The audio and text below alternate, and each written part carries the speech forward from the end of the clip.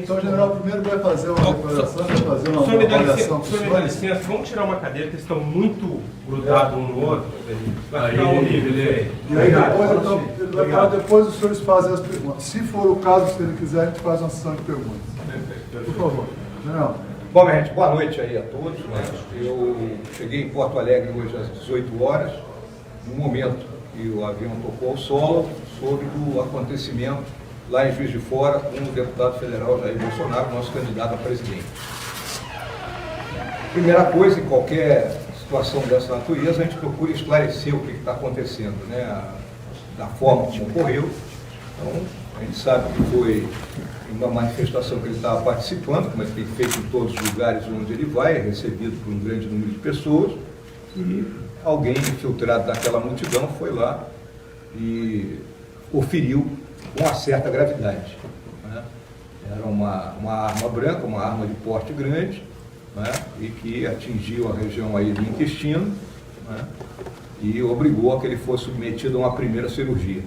Atualmente ele está estável, está com a pressão equilibrada, e aí está sendo decidido, né, se ele vai ser transferido para o Rio de Janeiro ou para algum hospital lá de São Paulo, provavelmente aí o Albert Einstein. Então, essa é a situação dele. A segunda coisa, né, que tem que ficar muito claro, é que esse é um momento, né, que a gente tem que agir com calma. Temos que baixar as tensões.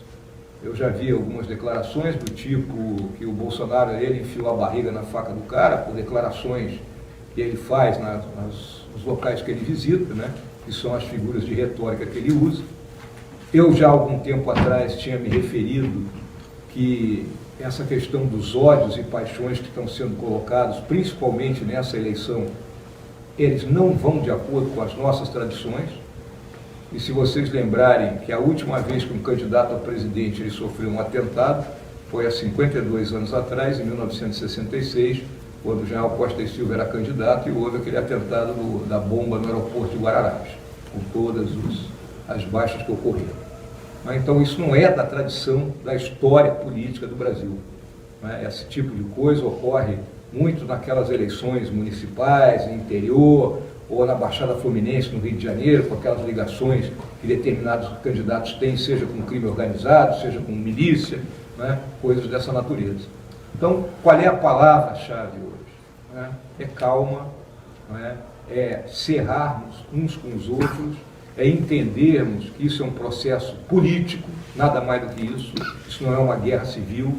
O Brasil não pode ser lançado em conflito de nenhuma natureza, e mantermos, então, esse equilíbrio ante essa situação que está sendo vivida. Nossa história já passou por situações similares e nós conseguimos ultrapassar dentro daquele ambiente de cordialidade, que sempre procura se nortear as relações dentro do nosso país. Então, a minha visão, a minha palavra, nesse momento, é calma para todo mundo. Vamos deixar que a polícia investigue o caso, o elemento que realizou o atentado está preso, vai ser submetido ao interrogatório, a investigação que tem que ser feita. Se houverem ligações extras, ou se ele agiu única e exclusivamente movido pelo impulso dele, a investigação vai chegar a essa conclusão e, posteriormente, ele que seja submetido ao devido processo legal e condenado ou não à pena que tenha que cumprir. Eu acho que dessa forma é que a gente preserva o nosso bem maior, que é a estabilidade do país e, principalmente, o sistema democrático que nós tanto prezamos. Era isso que eu gostaria de declarar a todos. Podemos fazer algumas perguntas? Pode fazer a pergunta. Boa noite, primeiramente. Vitor Costa, da Record TV. O senhor acha que isso tem a ver com as declarações dele, do Bolsonaro, candidato, e que em algum momento isso pode fortalecê-lo na campanha? Não, essa questão, você fala o atentado em si, né? Ou o que você está falando? O atentado em si. Eu acho que o maluco tem tudo que é lado, né? É óbvio que uma pessoa, que sem mais nem menos resolve fazer um atentado, esse é um atentado, é um crime político, né? Não tem a mínima dúvida, esse é um crime político, né? Eu acho que essa pessoa não está no seu equilíbrio. Então eu não quero tirar mais ilações com dados que eu desconheço. Quando eu tiver maiores dados, aí eu posso chegar e ser mais preciso. Hoje eu não tenho dados para dizer se isso é responsabilidade de A, de B ou de C. Tá?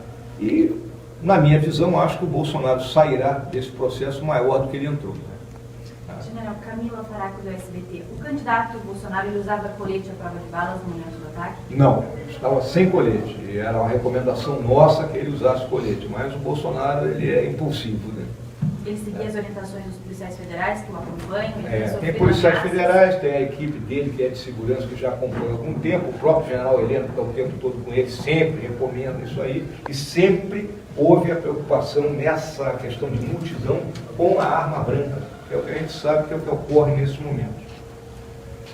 General Matheus, da RBS TV, o senhor comentou aí a questão do ódio, né, de ser contra isso, né, mas muitos discursos o Bolsonaro acaba se elevando um pouco, né? De que forma vocês pensam em mudar um pouco a dinâmica do que é feito hoje para evitar que casos como esse aconteçam tanto na campanha ou depois, caso também sejam eleitos?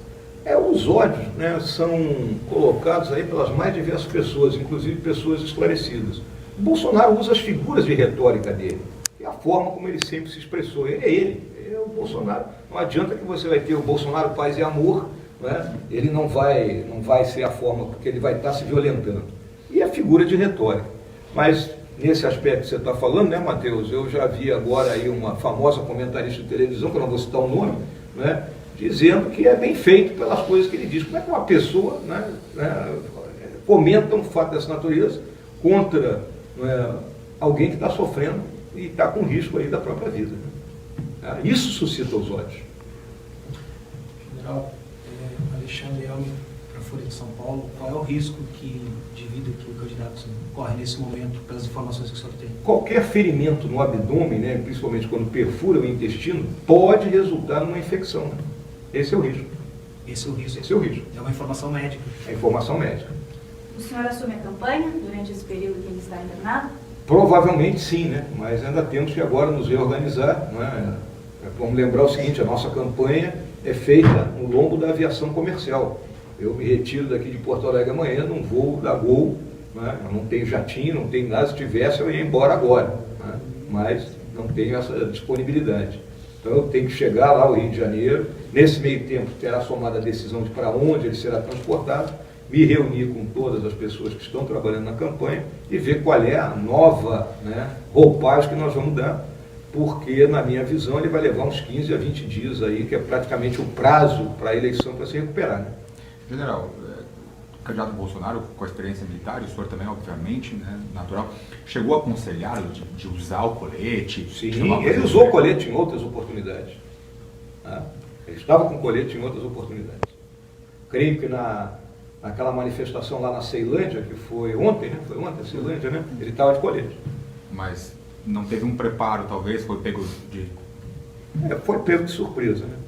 Normalmente quando acontecem essas coisas, aí depois agora começa a pipocar nas redes sociais que já havia, né, um certo movimento por alguns grupos mais radicais, né, dizendo que iam lá para jogar pedra, para dar tiro, coisas dessa natureza. Né? Tá chegando aqui, óbvio que tudo isso tem que ser avaliado, que você sabe que você monta qualquer mensagem dessa natureza. Né? General, Anderson do Jornal Agora.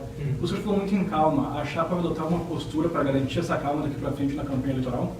É a postura que eu tenho adotado, né? Se você tem acompanhado a forma como eu tenho conduzido a nossa participação na campanha, eu até tenho dito que o Bolsonaro é o nosso homem de massas, é o nosso agitador, é ele que está sempre com um público grande, que é o público dele, e eu faço aquele trabalho formiguinha, indo me comunicando com pequenos grupos, né? Fazendo mais a propaganda e esclarecendo mais as nossas ideias. É dessa forma que a gente tem agido.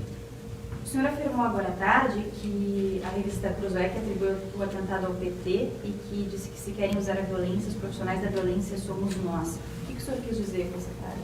Quando você ataca o Estado, né? Porque quando você faz um atentado de natureza política, você está atacando o Estado. Né? O Bolsonaro ali, ele encara, né, um candidato, então ele está sob a proteção do Estado brasileiro nesse momento, ele não era mais um mero parlamentar. Né? Visto aí o caso daquela moça que foi assassinada lá no Rio de Janeiro, que até hoje é uma comoção lá no Rio de Janeiro que não foi elucidado, né? A Marielle. Não é? Então é uma situação mais ou menos similar, vamos colocar assim, é um atentado ao Estado, é um crime político. Não é? Então a gente, quando ataca o Estado ele tem a primazia da violência, porque senão a sociedade se desorganiza. Mas o senhor acredita que foi um partido político ou teria sido uma pessoa... Não tenho dados para dizer. A gente sabe que o camarada em algum momento pertenceu a um partido político. Não sei se pertence, não sei se foi instigado, então é aquela história que eu falei aqui, né? O cara pode ter algum desequilíbrio mental, né? Chegou à conclusão que hoje vai ser o meu dia.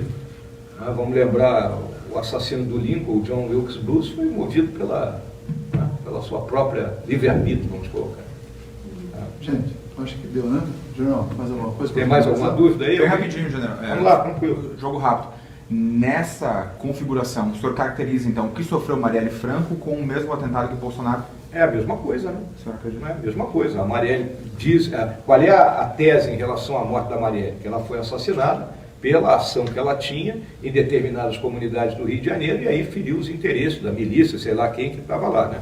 E o Bolsonaro, é óbvio que no momento que ele está numa posição de destaque na campanha e tem uma palavra diferente daquilo que o mecanismo, o establishment brasileiro hoje considera que seria a necessidade, ele pode ser exposto a um ato dessa natureza, qualquer desequilibrado.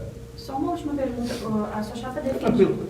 defende o porte de arma, mas se o agressor estivesse armado, com um revólver, uma pistola, enfim, provavelmente o candidato não teria sobrevivido. O que falar para as pessoas que dizem que ele foi salvo pelo Estatuto? Não, ele não foi salvo pelo Estatuto. O cara também podia estar de revólver. Isso aí é só para pergunta inócua, minha filha. Essa não... Sem resposta essa. Sem resposta. Porque ele podia estar, assim como ele está com uma faca, ele podia estar com um revólver. Ninguém ia impedir isso aí. E talvez até o ferimento do revólver fosse melhor do que o da faca. Até porque numa distância curta o ferimento de revólver cauteriza. Então tá, obrigado. Feito? Obrigado, professor. Gente.